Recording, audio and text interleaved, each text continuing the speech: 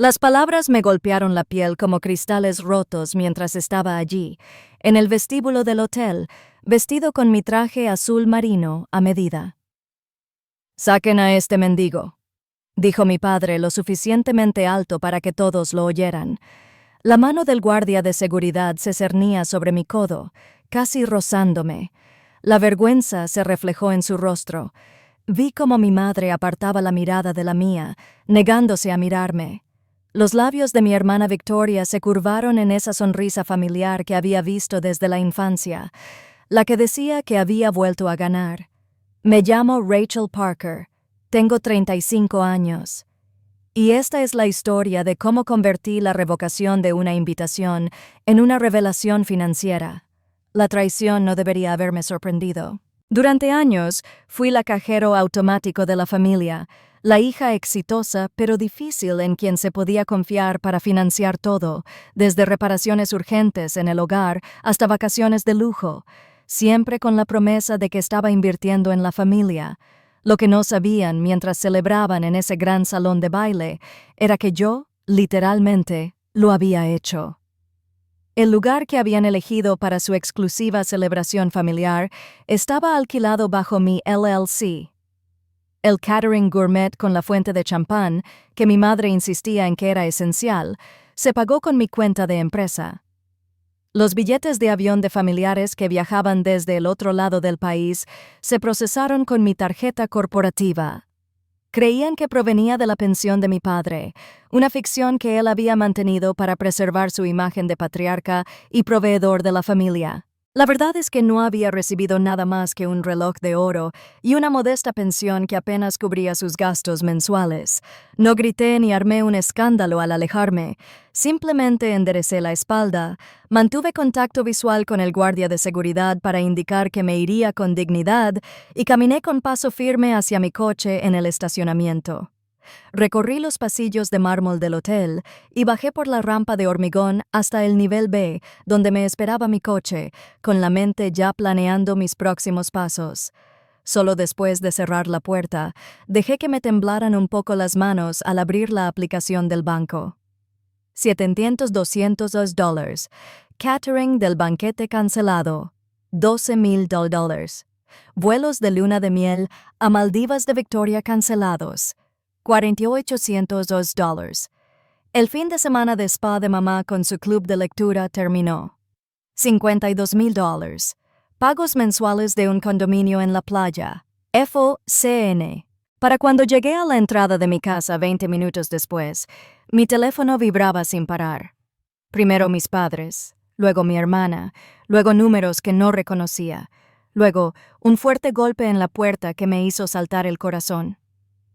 Por la mirilla, vi al marido de Victoria, Jared, con el rostro enrojecido, la camisa arrugada y medio desabrochada. Corrí el cerrojo sin hacer ruido y saqué la carpeta gruesa que había preparado hacía 3 años, la que decía «Contingencia», con mi pulcra letra de imprenta. «Tienes que arreglar esto ya», gritó desde el otro lado de la puerta sin siquiera saludar.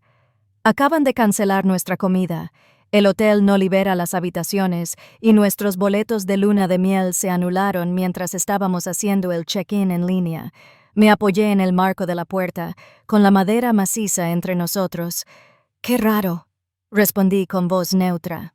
«Parece que alguien no verificó quién era el verdadero dueño de esos pagos». Parpadeó rápidamente, procesando mis palabras. «¿Hiciste esto porque te echaron?» «No», dije, sintiéndome extrañamente tranquilo. «Lo hice porque olvidaron la regla fundamental de morder la mano que te da de comer. Asegúrate de que esa mano no tenga todos los recibos».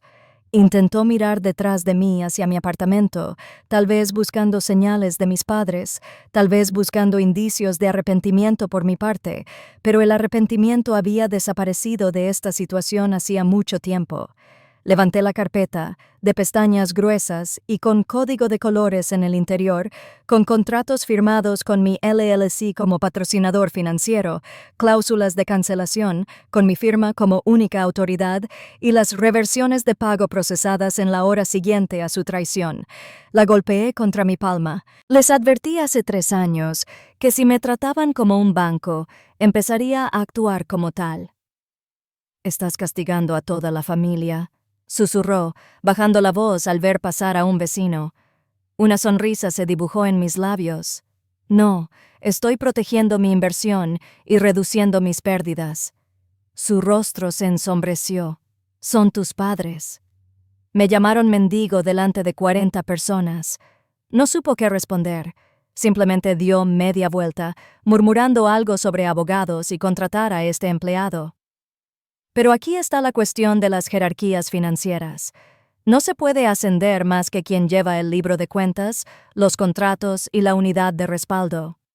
Cerré la puerta, fui a mi oficina en casa, dejé la carpeta y abrí otra etiquetada como Auditoría de Herencia Fase 2. Por la mañana, mi bandeja de entrada contenía 32 mensajes nuevos, algunos con súplicas educadas, otros abiertamente amenazantes, todos con un tinte de pánico.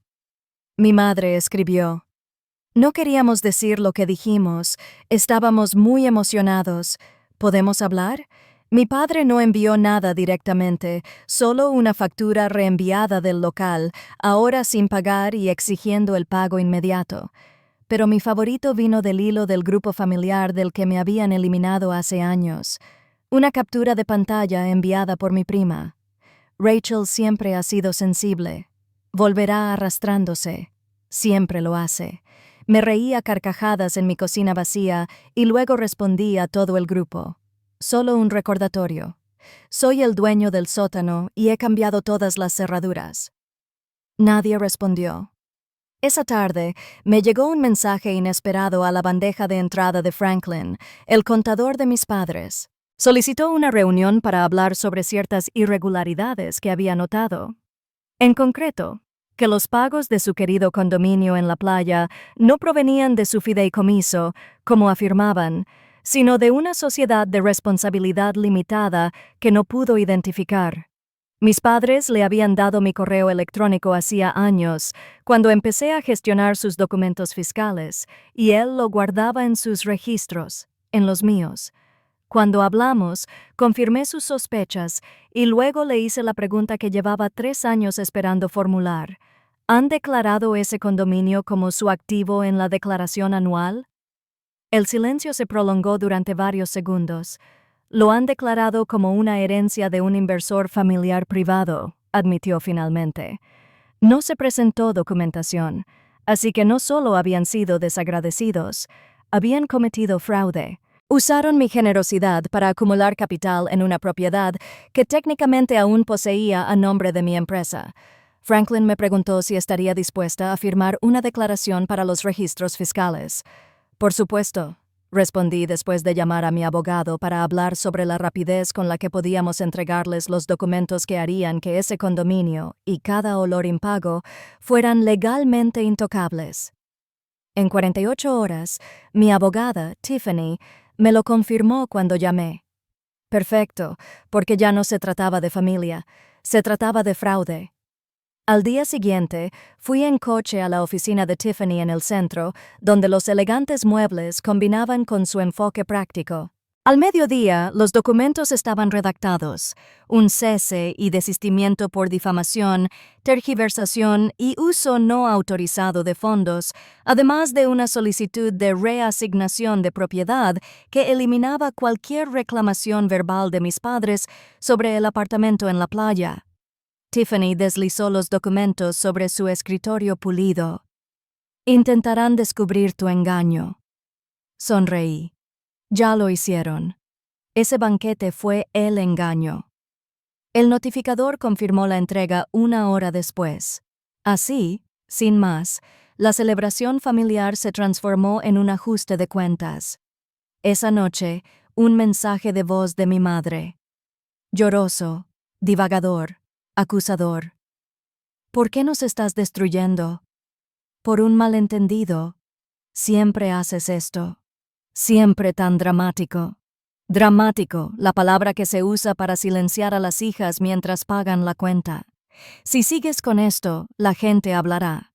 La iglesia, el barrio, la reputación de tu padre. Siempre se trataba de las apariencias, la ilusión de unidad, la representación del amor, más que de su realidad. Dejé el mensaje de voz sin contestar porque llegó algo más importante a la mañana siguiente.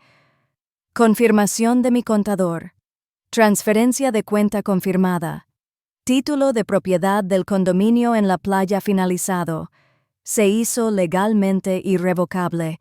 Ese condominio, su preciado regalo de jubilación, la joya de la corona de su posición social, ahora estaba separado permanentemente de su cartera financiera, y los impuestos que evadieron se declararon con intereses. Tiffany me envió un correo poco después. ¿Has cerrado todas las puertas? ¿Quieres ir un paso más allá? Mi respuesta fue inmediata. Sí, una auditoría completa. Empieza por el fideicomiso familiar. Quiero saber a dónde fue cada dólar desde 2017, porque no solo me habían llamado mendiga, habían construido toda su vida a mi costa. Ahora era el momento de cobrarles las sillas que nunca me ofrecieron. La auditoría del fideicomiso reveló detalles que ni siquiera imaginaba que existían. Retiré $18,700 la semana en que me gradué de la universidad, etiquetados como reparaciones de emergencia, pero en realidad una renovación de la cocina para Victoria. $9,000 marcados como gastos de educación que financiaron entradas para un concierto en primera fila y un fin de semana de spa para mi madre. $34,000 se destinaron a la restauración del Mustang clásico de mi padre, un coche que una vez describió como mi recompensa por criar a unos hijos tan responsables. Habían vaciado esa cuenta hasta agotarla, y luego tuvieron el descaro de llamarme mendigo. ¿Es esto un delito? Le pregunté a Tiffany. Puede serlo, respondió con cautela. Si quieres que lo sea, pero no quería ir a la cárcel. Quería rendir cuentas. Presentamos una moción, solicitud de compensación económica y documentación sobre el uso indebido del fideicomiso. Tenían 30 días para responder o llegar a un acuerdo privado. Fue entonces cuando finalmente se rompió la máscara. Un mensaje de mi madre. Tengo miedo, Rachel. Por favor, no arruines a la familia por dinero. Lo arreglaremos. Lo estuve mirando durante mucho tiempo. Ni disculpas, ni responsabilidad, solo miedo. El único idioma que realmente entendían. Respondí con una sola línea. Ruina. Estás confundiendo ruina con revelación. Al día siguiente, Victoria publicó en Instagram una puesta de sol con filtro y un texto largo. Hay gente que solo aparece cuando hay dinero de por medio. Me alegra saber quién es mi verdadera familia. No comenté. No hacía falta. Podían decir lo que quisieran en línea, pero en el tribunal, cada palabra requería una prueba. Cada firma podía rastrearse. Cada dólar debía justificarse. De repente, la hija a la que habían tachado de dramática se había convertido en la autoridad ante la que debían rendir cuentas. Su abogado los contactó el día 22. Su tono era cortante, su lenguaje desesperado bajo la jerga legal. Ofreció un acuerdo privado, $50,000 de restitución, no admitir ninguna irregularidad y un acuerdo de confidencialidad. Tiffany se rió entre dientes al leerlo. Están intentando tapar las grietas antes de que los vecinos se fijen. Pero yo no quería dinero. En realidad, no. Quería un récord. Prueba de que no era solo la oveja negra, sino el chivo expiatorio, el benefactor silencioso, el salvavidas sin paga. Rechazamos la oferta.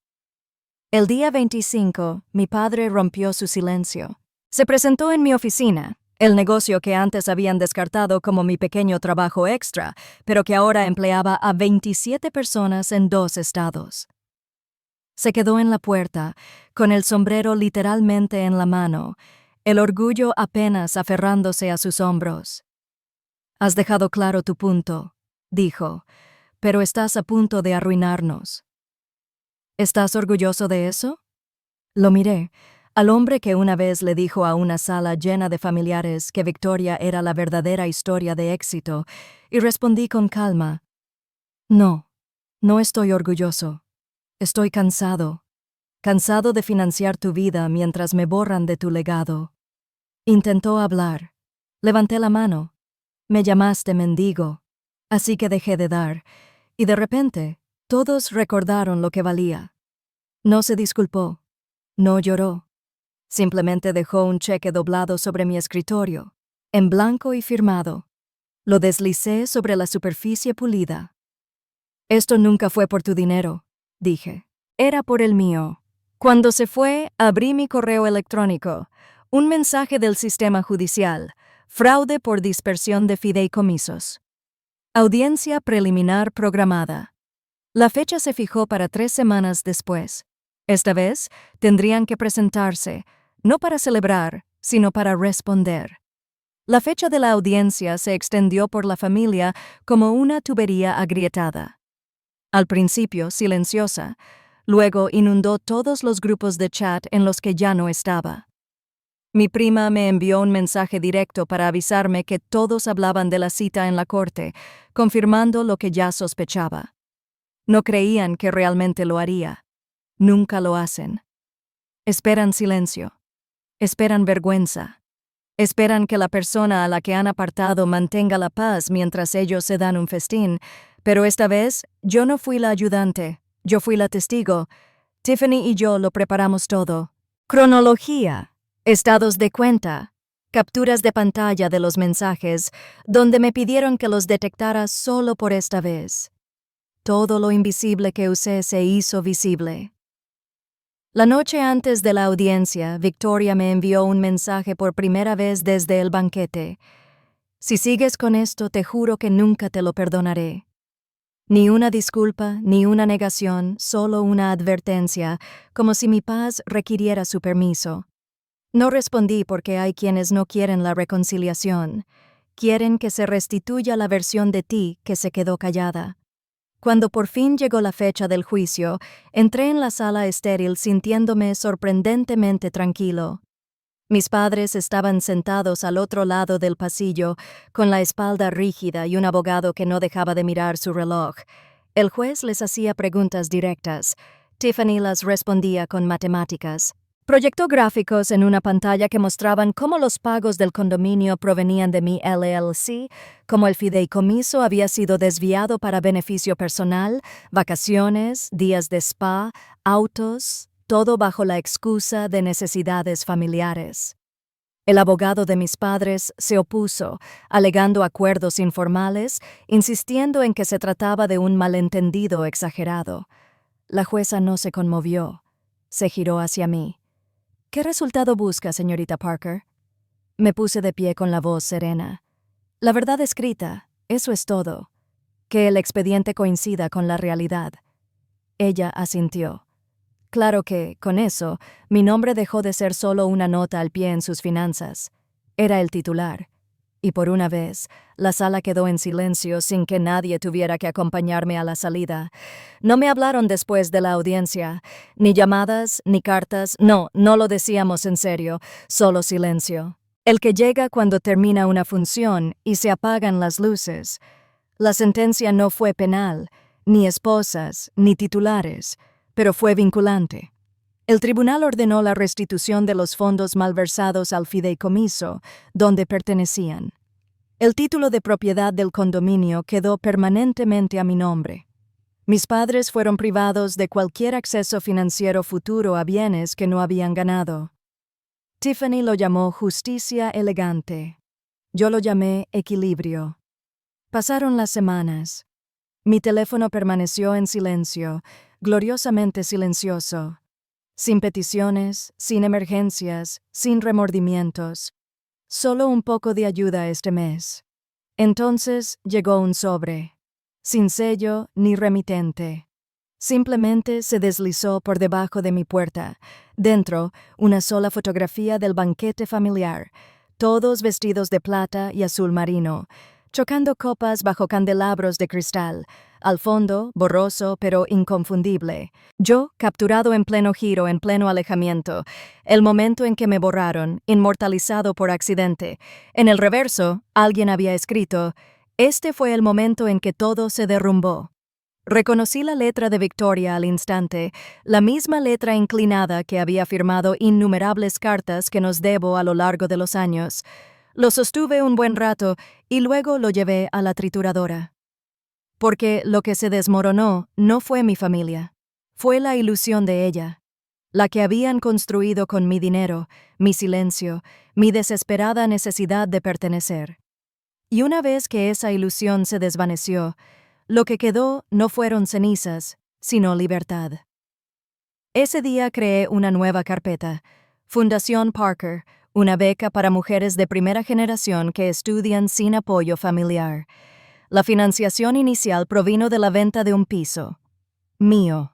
6 meses después, no he tenido contacto directo con mis padres ni con Victoria. Nuestra relación terminó definitivamente por mutuo acuerdo tácito.